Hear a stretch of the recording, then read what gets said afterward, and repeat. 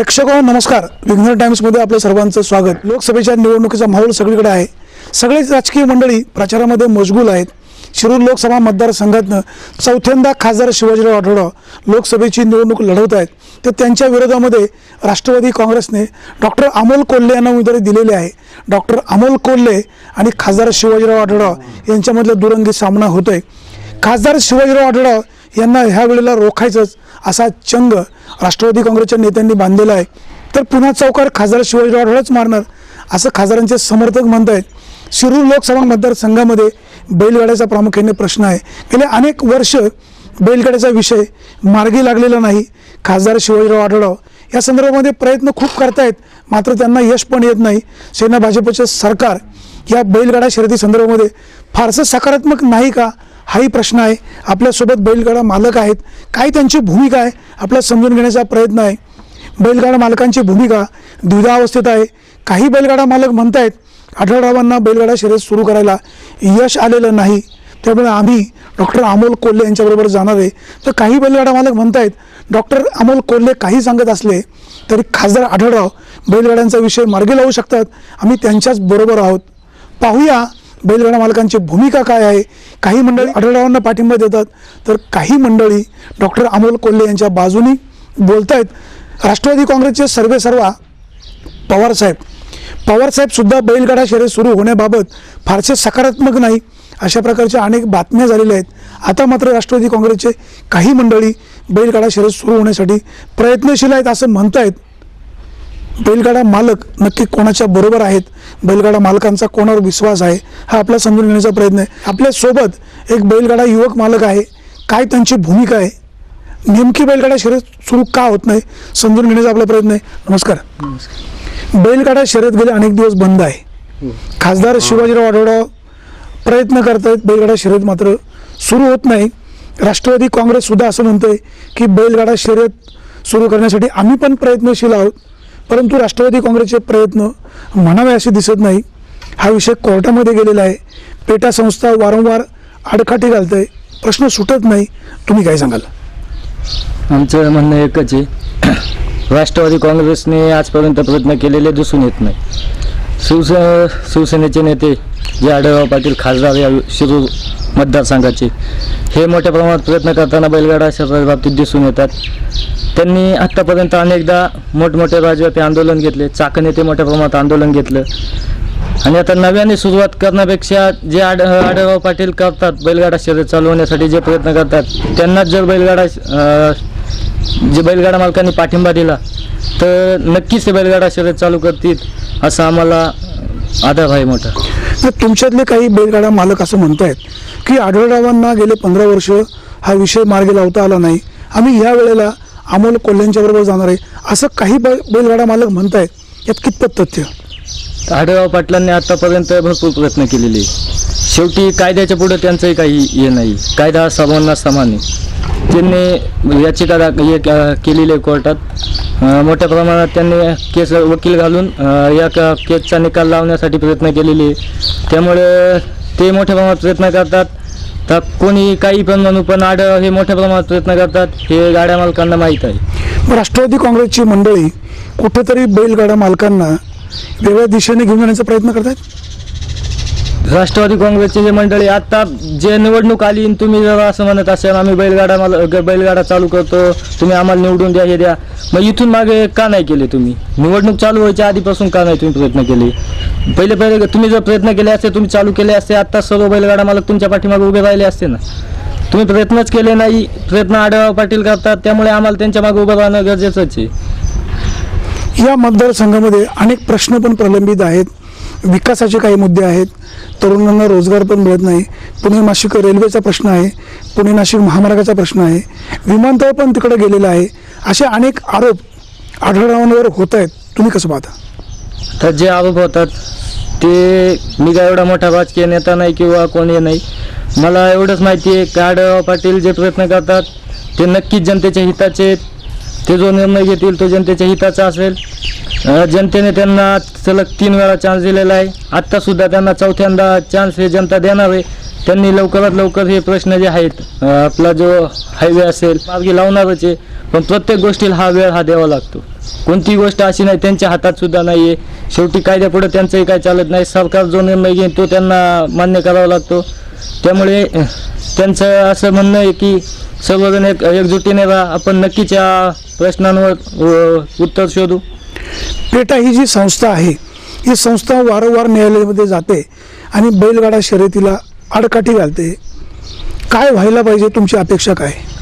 सर्वात प्रथम हे होण्यास गरजेचं आहे, बैलगाडा मालकांची एकजूट होण्याची गरजेची. कुणाला पाठिंबा द्यायचा, कुणाला नाही द्यायचा, राजकारण हे महिनाभरापुरतं असतं. आपल्याला कायम एक जागी राहायचं. बैलगाडा मालकांना प्रत्येक घाटात एक जागी यायचं असते. त्यापेक्षा एकच जण कुणाला तरी मागे राहणं, भक्कम जो बैलगाडी शर्यत चालू करीत त्याच्या मागे उभं राहणं, त्याला साथ देणं आणि बैलगाडा मालकांची एकजुटी दाखवून या केसचा निकाल लवकरात लवकर लावा अशी अपेक्षा आहे. जुन्नर, आंबेगाव, खेड, शिरूर ह्या परिसरामध्ये साधारण मला किती असतील? या साधारणपणे 4-4.5 बैलगाडा मालक असतील. मग आता अशी तुमची एखादी काही संघटना वगैरे आहे का? अखिल भारतीय बैलगाडा संघटना जी अख्ख्या भारतामध्ये आहे, त्या अखिल भारतीय बैलगाडा संघटना आहे. आणि बैलगाडा विमा कंपनी आता खासदार शिवाजीदादा आढळराव पाटील बैलगाडा विमा कंपनी आहे. त्यानंतर जुन्नर, पारनेर, संगमनेर, शिरूर तालुका बैलगाडा विमा कंपनी आहे. अशा बैलगाडा विमा कंपन्या ज्या ठराविक लोकांनी खोललेल्या आहेत. मी प्रश्न यासाठी विचारला की काही संघटना किंवा त्या संघटनेचे पदाधिकारी असं म्हणतायत की संपूर्ण बैलगाडा मालकांनी डॉक्टर अमोल कोल्हे यांना पाठिंबा दिला आहे आणि तुम्ही म्हणताय आम्ही आढळरावांच्या बरोबर आहे. नाही, अमोल कोल्हेंना अजून पाठिंबा दिलेला नाही. कारण जो अखिल भारतीय बैलगाडा संघटनेचा निर्णय होईल तो निर्णय सर्व बैलगाडा मालकांना मान्य असेल आणि अखिल भारतीय बैलगाडा शर्यत हा नक्कीच योग्य निर्णय घेतील. कारण त्यांना सुद्धा माहिती आहे आजपर्यंत कोणी पाठिंबा दिलेला आहे काय. डॉक्टर अमोल कोल्हे आणि खासदार शिवाजीराव आढळराव ह्या दोघांमध्ये हा विषय जास्त ताकदीनं मार्गी कोण लावेल, तुम्हाला काय वाटतंय? आत्तापर्यंत आढळराव पाटलांनी हा जास्त ताकदीने प्रश्न मार्गी लावलेला आहे आणि इथून पुढे देखील तोच हा प्रश्न जास्त ताकदीने मार्गी लावतील ही सर्व बैलगाडा मालकांना आशा आहे. तुमच्यातील काही बैलगाडा मालक डॉक्टर अमोल कोल्हे यांच्या बाजूनी बोलतायत, मग तुम्ही त्यांना काय सांगाल? माझं त्यांना एकच विनंती आहे की आत्तापर्यंत ज्यांनी प्रयत्न केले त्यांना पाठिंबा दिला पाहिजे. आत्तापर्यंत आढळराव पाटलांनी एवढं राजव्यापी आंदोलन केलं, जे कोर्टात केस दाखल केली, त्यामुळे बाकी कोणी केलेलं दिसून येत नाही. महेश दादा असतील त्यांनी केलेले, त्यामुळे त्यांना पाठिंबा देणं हा गरजेचंच. बैलगाडा शर्यत हा शेतकऱ्यांचा अत्यंत जिव्हाळ्याचा प्रश्न आहे.